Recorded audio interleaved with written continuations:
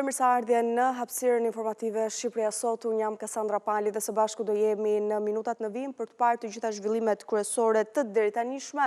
Një ditë pas sekuestrimit të 2 makinave të vjedhura në Kavaj, ABC News udhëton drejt fshatit Babic. Vendi ishte përzgjedhur në një zonë kodrinore dhe të braktisur rreth 5 kilometra larg qytetit. Por portretat më të fundit dhe detajet nga gjithë puna e grupit hetimor do lidhemi direkt nga Vlora me kolegun Elton Nika. Elton, të përshëndes, sikundër edhe thash në nisje të kësaj hapësire informative, ABC News udhëton drejt fshatit Babic. Ti ke patur mundësi edhe të shohësh nga afër vendin e përzgjedhur me kujdes, të paktën siç edhe thot grupi i hetimit, për të fshehur ndoshta gjurmët e një krimi të mundshëm, një ngjarje që u parandalua nga policia e Vlorës. Cilat janë të rejat?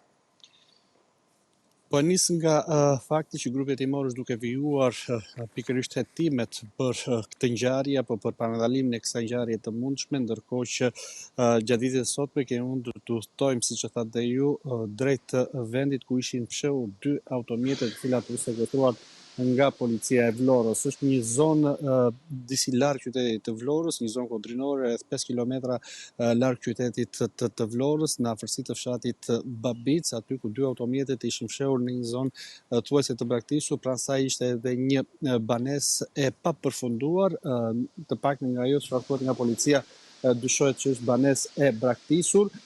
Normalisht vendi duket se sipas policisë së Vlorës ishte përzgjedhur me kujdes për fshehjen e automjeteve dhe ndoshta edhe si nga vendet ku ndoshta mund të fshiheshin edhe automjetet pas krimit të bërë, apo vendi ku mund të digjeshin automjetet, duke patur konsiderat faktin se me sekuestrimin e automjeteve ditën e dieshme janë gjetur edhe 3 bidona me lëndë djegëse, të cilat sipas grupit hetimor ose sipas dyshimeve të policisë së Vlorës do të përdoreshin për të djegur automjetet me njëherë pas krimit që dyshohej të kryej në qytetin e Vlorës. Siç e thatë dhe ju, aty ishin 2 automjetet e fshehura në një zonë pra që nuk ka shumë lëvizje të qytetarëve, pra ka shumë pak lëvizje, pasi dhe rruga automobilistike ndodhet në distancë nga vendi ku ishin fshehur edhe automjetet. Të 2 automjetet, siç e kemi thënë ditën e dieshme, ishin me targa të huaja, njëri prej tyre dyshohet që është vjedhur në qytetin e Kavajës, edhe për tjetrën dyshohet po qyteti i Kavajës, megjithatë me ky fundit ishte me numrin e shasisë së fshirë dhe kjo është duke udhëtuar sërish nga policia e Vlorës. Gjatë këtyre ditëve, por edhe gjatë ditës sotme, të paktën nga ajo çfarë konfirmohet nga policia e Vlorës, janë duke u kthyer edhe kamerat e sigurisë për të parë lëvizjen e 2 automjeteve në qytetin e Vlorës, edhe në identifikimin e ndonjë personi të mundshëm që ka bërë lëvizjen e automjeteve dhe që mund të çojë më pas dhe të japë indicie të tjera për grupin hetimor rreth ngjarjes së mundshme që mund ndodhte në qytetin e Vlorës. E thash, ajo zonë në cilën ndodheshin 2 automjetet ishte e rrethuar totalisht me ullishte, larg rrugës automobilistike të fshatit Babic, në një rrugë që siç e pamë edhe në pamjet është në rrugisë e thjeshtë e ngushtë me baltë dhe duket se ishte zgjedhur pikërisht me kujdes në një vend totalisht të fshehur nga autorët e mundshëm. Ajo që mund të themi në këtë moment, Alessandra, është fakti që policia është duke vijuar hetimet. Normalisht informacionet janë të rezervuara për vetë faktin se po hetohet gjithçka që ka të bëjë pikërisht me parandalimin e kësaj ngjarje kriminale të mundshme në qytetin e Vlorës. Elton, se ti ke patur edhe mundësi ta shohësh nga afër pothuajse të gjithë zonën, e vështirëson grupin e hetimit fakti që nuk ka kamera sigurie përreth zonës për të identifikuar kështu lëvizjet e autorëve të mundshëm? Sepse duket që është një zonë e izoluar. Në zonën në fjalë nuk ka kamera sigurie, por në rrugë të cilat të drejtojnë drejt kësaj zone, pra në rrugën që nis nga qyteti i Vlorës në drejtim të lumit të Vlorës, pasi kjo është një rrugë që ndahet pikërisht në fshatin Babic me rrugën e lumit të Vlorës që ka përfunduar, ka kamera sigurie të cilat nisin në hyrje të kësaj rruge, por edhe në zona të tjera. Pra, do të shikohen kamerat e sigurisë të paktën siç më kanë konfirmuar deri në këtë moment nga policia që do të shkojnë kamerat e sigurisë në hyrje të kësaj rruge dhe më pas mund të ketë nëse ka patur lëvizje të automjeteve në fjalë, cilat janë siç e tha me targat të huaja dhe nga cilët persona janë lëvizur. Pra, kamerat e sigurisë po shikojnë në gjithë qytetin e Vlorës, jo vetëm në zonën në fjalë apo në afërsi të zonës në fjalë. E qartë. Mirë, Elton, faleminderit për raportimin e drejt për drejt. Faleminderit juve. Prokuroria e posaçme ka mbyllur hetimet për ish kryetarin e Bashkisë së Kavajës, Elvis Roshi, pak ditë pas paraqitjes së Roshit në SPAK, i cili firmosi mbylljen e hetimeve. Prokurori Elvin Gokaj ka bërë kërkesë në gjykatën kundër korrupsionit dhe krimit të organizuar për të kaluar çështjen ndaj Roshit në gjykim. Rudina Palloj është caktuar gjyqtare për të shkurtuar kërkesën e prokurorisë lidhur me ish kryetarin e Bashkisë së Kavajës, që është marrë i pandehur për veprën penale të shpërdorimit të detyrës. Hetimi erdhi pas një kallëzimi të bërë nga kontrolli i lartë i shtetit për paregullsi në tendera gjatë periudhës së tij në krye të Bashkisë së Kavajës.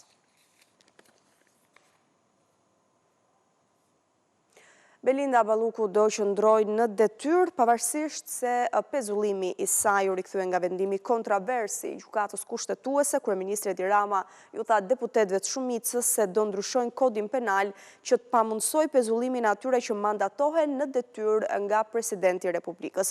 Deri në ndryshimin e kodit penal, kërkesa tjetër e prokurorisë së posaçme për heqjen e imunitetit të zëvendës kryeministres do duhet të presë. Pavarësisht vendimit të gjykatës kushtetuese që riktheu pezullimin, Belinda Balluku do të qëndrojë në detyrë. Në përfundim të mbledhjes së grupit parlamentar të PS-s, kryeministri Edi Rama tha se do të vijojë betejën për garantimin e pavarësisë së pushteteve, duke paralajmëruar ndryshime ligjore që i japin zgjidhje pyetjes nëse një ministër pezullohet apo jo nga detyra. Nisur edhe nga leximi i deklaratës publike të gjykatës kushtetuese, ku të gjithë anëtarët e trupës shfaqen unanim lidhur me problemin, po ndahen tek rrugëzidhja, grupi parlamentar socialist do të angazhohet për zgjidhjen përmes ndërhyrjes në legjislacion.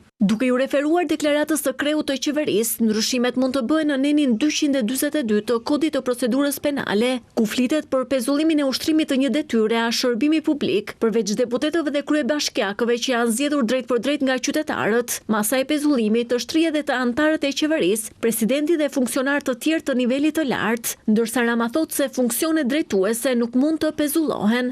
Funksionet e padelegueshme kushtetuese nga i anëtarit qeverisë tek ai i presidentit Republikës dhe jo vetëm nuk mund të pezullohen kurse si nga askush, duke u nisur nga një emër i përveçëm, sepse pezullimi paralizon funksionin, pra institucionin që ajo drejton. Në këto kushte, kërkesa e prokurorisë për heqjen e imunitetit të Ballukut duhet të presë, pasi Këshilli për mandatet nuk do të mblidhet përpara ndryshimeve ligjore. E vetmja palë e përmbushur nga rikthimi i pezullimit është SPAK-u, që në kushtet e pezullimit mund të vazhdojë krejt qetësisht hetimin përkatës, ndërkohë që deri në adresimin ligjor të zgjidhjes nuk ka asnjë urgjencë për të trajtuar kërkesën që SPAK-u bëri pas rënies së masës së pezullimit.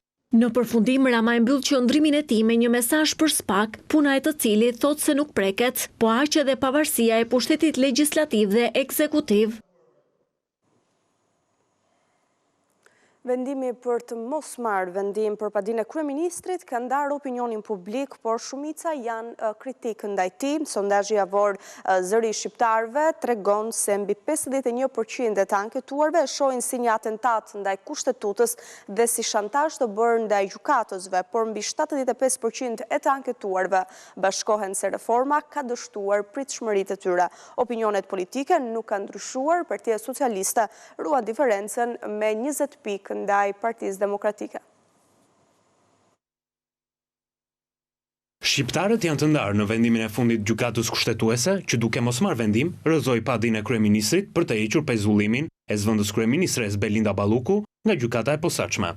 Në sondazhin Zëri i shqiptarëve në ABC News rezulton se për 48.5% barazimi i gjyqtarëve kushtetues ishte vendimi i drejtë, duke sjell lënien në fuqi të pezullimit, kurse pjesa më e madhe, 51.5%, thonë se ishte e padrejtë. Nga kjo shumicë, 16.4% e konsiderojnë një atentat ndaj kushtetutës, kurse 35.1% mendojnë se një prej gjyqtarëve u shantazhua për të çuar votat në barazim. I vetmi që foli për shantazh ndaj një gjyqtari kushtetues me video skandal një ditë para vendimit ishte Sali Berisha. Imagjinoni një gjykatës që iken si mi nga seanca e gjykimit. Ikën sepse i shkon mesazhi me video dhe fotot e Oltën Bistrit, siç është ai Ibrahimi. E di që nuk pëson gjë. Dhe ikën nga s'ka detyrë, s'ka nder, s'ka flamur. Ai s'ka asgjë. S'ka asgjë. E urdhojnë të dalë nga salla dhe delikën. Urdhoj çfarë gjykate është ajo. Ndaj dhe 43.3% e shqiptarëve, kryesisht elektorati majt, besojnë se presionet e doktorit vijojnë të funksionojnë ndaj drejtësisë, duke marrë vendime në favor të tij dhe kundër qeverisë. Vetë elektorati i djathtë, 19%, i brymosur nga tezat e doktorit se drejtësia e re është armë politike kundër opozitës, besojnë se reforma në drejtësi ka dështuar, kurse 37.2% kërkojnë që mazhoranca socialiste me më shumë vota si në vitin 2016, kur u votua reforma në drejtësi, ashtu dhe sot ka të drejtë ta korrigjojë. Pikërisht ajo çfarë lajmëroi kryeministri këtë të hënë, ndërhyrje në legjislacion për të rregulluar pezullimin e një antari kabineti qeveritar nga organet e drejtësisë. Por lëvizjet e fundit drejtësisë, si rasti pezullimit të zëvendës kryeministres, ka ngritur zhgënjimin e shqiptarëve te reforma në drejtësi në 78.5%, shtuar këtu edhe demokratëve 19.4% që thonë se janë gjithmonë kundër saj. Mbetet vetëm 2.1% që ndikohen tek ndryshimi i votës. Kush beson se përpjekja e natyrshme për shtetin ligjor e gjithë dhe bashkë, e jona, qeveri, parlament, drejtësi, me gjithat përpjetat dhe tatë pjetat e saj, arritjet dhe lajthitjet dhe drejtësisë re, do të prodhojnë ndonjëherë kosto për këtë shumicë qeverisëse, të cilat do ta kthejnë në punë mullirin e prishur të opozitave, gabon ditë dhe natë. Politikisht, kjo nuk ndryshon asgjë. Partia Socialiste në këtë fillim shkurti bie me 0.5% brenda marzhit të gabimit të sondazhit. Pavarësisht se vendimi i gjykatës kushtetuese goditi Ramën dhe qeverinë, Partia Demokratike nuk rritet, kurse partitë e reja vijojnë në kuota të ulta. Edhe shpresa për një parti të re ngjitet me ritmet e breshkis. Në rast se vërtet do të lindë një parti e re. Bashkia e Gramshit ka nisur shpërndarjen e fondit të dëmshpërblimit për familjet e dëmtuara nga zjarret përgjatë sezonit veror. Flakët kanë shkaktuar dëme të konsiderueshme në disa banesa në njësinë administrative Skënderbegas, duke detyruar autoritetet që të ndërhyjnë me masa emergjente dhe me strehim të përkohshëm. Javën e kaluar është akorduar fondi në vlerën prej 86.6 milion lekësh, nga i cili banorët kanë përfituar aktualisht 50% sipas legjislacionit në fuqi. Paralelisht, bashkia po punon edhe për sigurimin e bonuseve të qeras për familjet në nevojë. Zjarret e shkaktuara përgjatë verës ka nisur, duhet thënë, dëmshpërblimet që për javës së kaluar ku akordua edhe fondi në total me vlerën 86.6 milion lekësh. Edhe Bashkia e Gramshit është një prej bashkive të cilat është prekur fakt nga zjarret e kësaj vere. Duhet thënë që përgjatë sezonit veror zjarret kanë shkaktuar dëme të mëdha në disa banesa në njësinë administrative Skënderbegas të bashkisë së Gramshit, dhe pas ngjarjeve u morën masat e para emergjente nga kjo bashki për familjet e prekura, duke ju ofruar atyre edhe strehim të përkohshëm. Kujtojmë që fondi në total i akorduar për të dëmshpërblyer të gjithë bashkit e prekura nga zjarret e verës është 86.6 milion lek, ndërsa aktualisht banorët kanë përfituar 50% të shumës. Unë kam në një lidhje të drejt për drejt, dire nga Elbasani, kolegen Edisona Skënderi, për të mësuar se si po vijon shpërndarja e këtij fondi. Edisona, të përshëndes, ti ke patur edhe mundësi që të intervistosh përfaqësues të autoritetit vendor të emergjencave civile të bashkisë së Gramshit. Çfarë thuhet deri në këto momente dhe si po vijon shpërndarja e fondit për të prekurit nga zjarri? Përshëndes Kassandra, tashmë ka filluar shpërndarja sa i takon fazës së parë të kompensimit financiar që do të marrin të gjithë familje të cilat u prekën nga zjarret e verës në Bashkinë e Gramshit. Sipas drejtorit të emergjencave civile, tashmë ka filluar faza e parë dhe ka filluar edhe dëmshpërblimi për të gjitha familjet të cilat u verifikuan.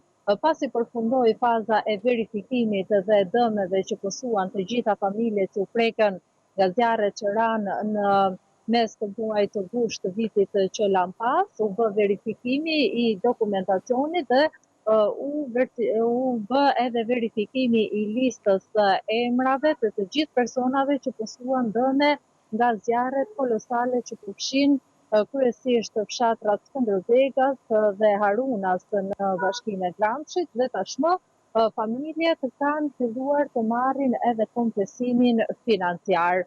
Do të dëmshpërblehen të gjitha familjet të cilat u prekën nga zjarri i madh që përfshiu këto fshatra të Bashkisë së Gramshit dhe po ashtu më herët është bërë edhe dhënia e ndihmës nga ana e institucioneve vendore, por edhe pushtetit qendror për të gjitha familjet që humbën bagtitë e tyre, por edhe bazën ushqimore që kishin për bagtitë. Prej disa kohësh tashmë që pas vënies në kontroll të zjarrit kolosal që përfshiu fshatrat e Bashkisë së Gramshit, ishte menjëhershme ndërhyrja nga ana e institucioneve vendore për të asistuar qytetarët të cilët patën nevojë për ndihmë, qoftë për bazë materiale ushqimore për kafshët e tyre, por gjithashtu edhe për të siguruar strehim familjeve që humbën banesat e tyre në zjarr.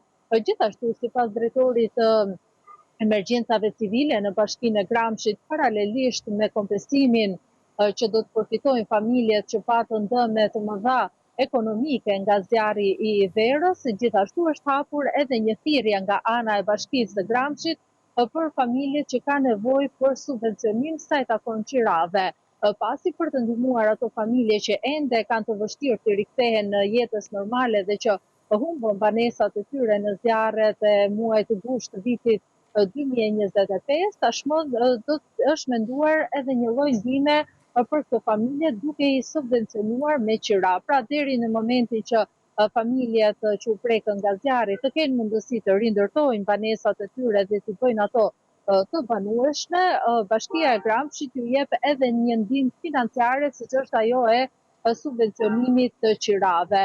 Të gjitha familjet që tashmë e kanë bërë aplikimin dhe janë konfirmuar nga autoritetet vendore që kanë pasur dëme sa i takon zjarreve të verës, tashmë kanë filluar ta marrin kompensimin dhe pritet që edhe në ditët në vijim të bëhet mbyllja e fazës së parë të kompensimit. Kujtojmë që zjarret që ranë në muajin gusht prekën më së shumti fshatin Skënderbegas në Bashkinë e Gramshit, ku dëmet ishin kolosale. Tashmë jo vetëm që po bëhet kompensimi i familjeve që u prekën nga zjarret të mëdha, por gjithashtu nga ana tjetër kanë filluar edhe nisma të autoriteteve vendore për fillzimin e zonës, duke qenë se sipërfaqet të cilat u dogjën dhe patën dëme shumë të mëdha sa i takon ndihmësisë ishin disa mijëra hektar, tashmë është menduar që të fillohet edhe me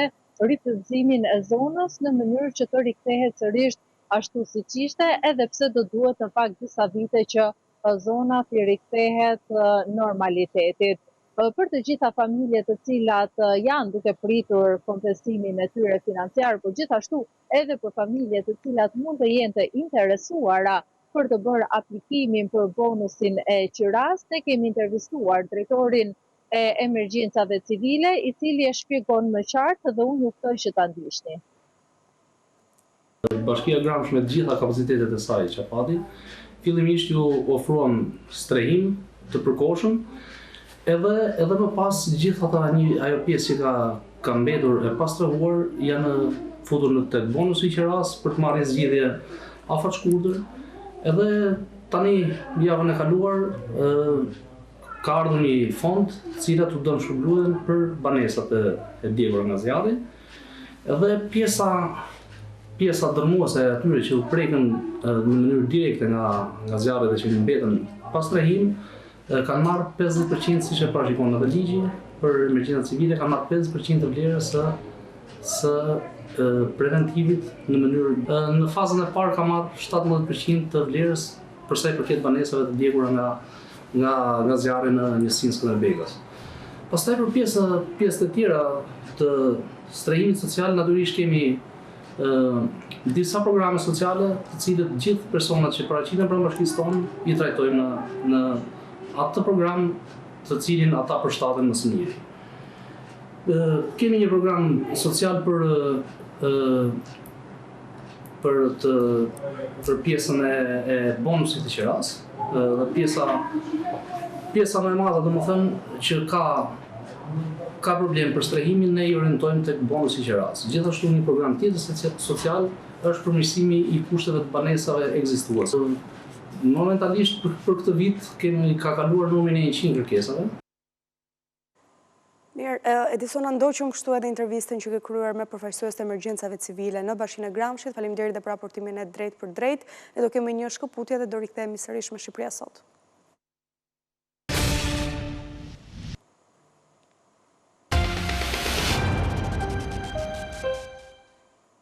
Me rikthyer në këtë transmetim të drejt për drejt, Bashkia e Maliqit ka paralajmëruar masa ndaj ndotësve të mjedisit pas inspektimeve në terren. Autoritetet vendore kanë konstatuar ndotje shqetësuese në të gjitha njësitë administrative dhe njoftojnë aplikimin e gjobave nga 5.000 deri në 50.000 lekë. Problematika lidhet kryesisht me hedhjen e pakontrolluar të mbetjeve organike, plastike dhe inerteve që rrezikojnë mjedisin dhe shëndetin e banorëve. Bashkia e Maliqit paralajmëron masa ndëshkuese ndaj ndotësve të mjedisit në fshatrat e fushës së Maliqit. Autoritetet vendore do të aplikojnë gjoba që varojnë nga 5.000 deri në 50.000 lekë të rinj për ata që ndosin hapësirat publike. Nga inspektimet në terren është konstatuar ndotje nëpër masa shqetësuese në të gjitha njësitë administrative të bashkisë. Ka kontenjer në të gjitha lagjet dhe është e mundur heqja e gjitha mjeteve e konsumit të përditshëm të banorëve të Bashkisë Maliqit apo të gjitha njësive administrative. Problem thash është bashkëpunimi. Ne ju bëjmë thirrje të herpasershme për të bashkëpunuar me ne dhe të mos hedhin mbetje vend e pa vend, por tani do veprojmë me forcën e ligjit sepse nuk kemi zgjidhje tjetër. Në paketën fiskale të vitit 2026 ne kemi parashkuar edhe gjoba që variojnë nga 50.000 lekë të vjetra deri në 50.000 lekë të reja. Hedhja pa kontrolluar e mbetjeve plastike e inerteve si dhe mbetjeve organike vijon të jetë një problem serioz për zonën. Autoritetet vendore pohojnë se mbetjet organike përbëjnë ndotësin kryesor të mjedisit, pasi gjenden të hedhura në kanale kulluese dhe përgjat rrugëve, duke rrezikuar jo vetëm mjedisin, por edhe shëndetin e banorëve. Situata paraqitet veçanërisht problematike në Pojan dhe Sheqeras, ku mbetjet e baktive hidhen në të dy anët e lumit, duke kthyer territorin në hyrje të fshatrave në një landfill të hapur.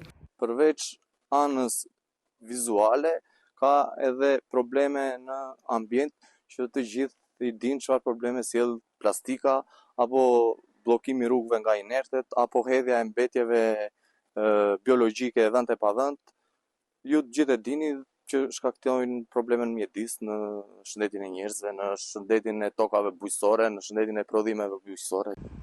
Shqetësim për Bashkinë e Maliqit mbeten gjithashtu mbetjet plastike të hedhura në kanale dhe prenjë, të cilat pengojnë rrjedhën e ujrave dhe shtojnë rrezikun e përmbytjes së tokave bujqësore gjatë rreshjeve intensive. Ka përfunduar investimi për rehabilitimin e shtratit të lumit Gjanica duke i shtuar qytetit të Fierit një shëndetore moderne dhe hapësira çlotëse për kalimtarët larg zhurmës së qendrave urbane. Lidhemi direkt nga Fieri me kolegen Valbona Davidi. Valbona, të përshëndes, sa i rëndësishëm ishte ky projekt dhe ky investim për qytetin e Fierit dhe si e kanë mirëpritur banorët këtë investim? I rëndësishëm, Kasandra, sepse po të referohemi ngjarjeve dhe publikimeve të informative në lidhje me Gjanicën, mund të kuptohet lehtësisht fakti se ky lum nga një bekim si kundër e konsideronin dikur, ishte kthyer në një gangren, një problematik mjedisore, por edhe sociale dhe ekonomike. Mjedisore për faktin sepse lumi vite më parë ishte i mbi ngarkuar me mbetje hidrokarbure nga industria e naftës, që vazhdon edhe sot, por e reduktuar në sasi sa i takon ndotjes dhe derdhjeve që bëhen nga kompanitë e naftës në Lumigjanica, por edhe nga pikpamja ekonomike dhe sociale për faktin se shkaktonte përmbytje pothuajse në çdo vit gjatë rreshjeve intensive të dimrit, duke mbytur ose përmbytur zonën kryesisht të biznesit që kalon pranë Lumigjanica, por edhe banesat në lagjen e Maj. Kjo është një histori e shkuar sa i takon ndikimeve dhe pasojave që kishte problematika e mos rehabilitimit të shtratit të Lumigjanica, gjë që duket se është zgjidhur në fakt prej disa vitesh, sepse problematika kryesore ajo e përmbytjeve është zgjidhur nëpërmjet rehabilitimit të shtratit të lumit në investimin që është nisur që prej 8 vitesh dhe që po përfundon tani në pak ditë, duke rehabilituar shtratin, duke disiplinuar lumin në një farë mënyre, apo e thënë ndryshe duke devijuar në pjesën qendrore edhe duke devijuar rrjedhën e lumit për të realizuar punimet në pjesën e qendrës së qytetit dhe më pas për ta rikthyer sërish në shtratin e vet, duke bërë kështu që të shmangen përmbytjet dhe të mbeten në një histori e kaluar. Pra, përmbytje nga Lumigjanica prej disa vitesh nuk ka për shkak se shtrati është rehabilituar. Por krahas rehabilitimit të shtratit nga pikpamja teknike dhe nga pikpamja e nevojës dhe emergjencës që kishte qyteti i Fierit për këtë investim, është bërë së bashku me rehabilitimin është realizuar edhe projekti shëtitores.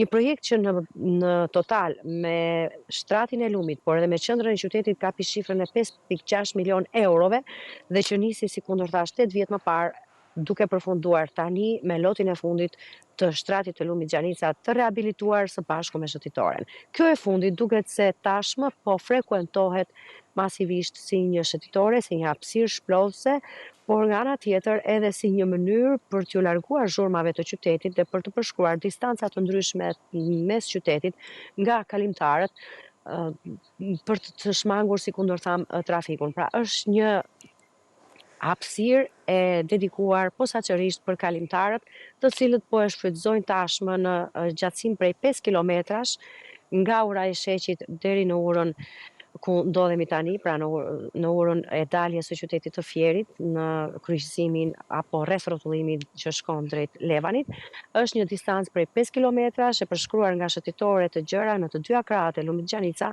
dhe që si kundërthash me reduktimin e ndotjeve të naftës në Lumigjanica, duket se është ndërruar në hapësirën ideale për të shëtitur dhe për të kaluar orë shlodhëse nga qytetarët, kryesisht të moshave të treta, por edhe nga të rinjt që kryejnë aktivitete sportive.